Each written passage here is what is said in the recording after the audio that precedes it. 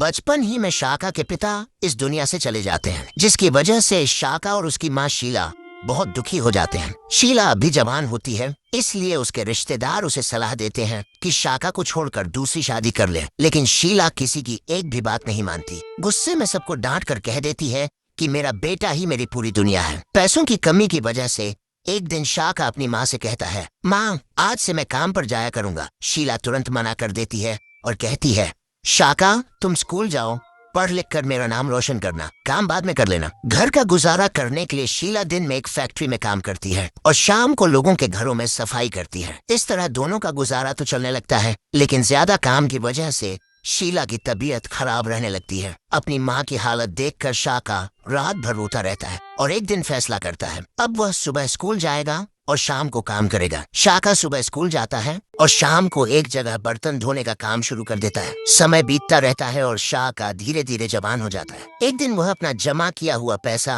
अपनी माँ को देता है और कहता है, माँ मैं दुबई जा रहा हूँ। अपने बेटे की मेहनत और कामयाबी देखकर शीला बहुत खुश होती है और आंसुओं के साथ शाका को दुबई के लिए रवाना कर देती है। तो दोस्तों, अब सवाल ये है, क्या शाका दुबई में कामयाब होकर अपनी माँ को अच्छी जिंदगी दे पाएगा या जिंदगी उसके लिए कोई नया इम्तिहान तैयार कर रही है? ये जानने के लिए देखिए अगला पार्ट।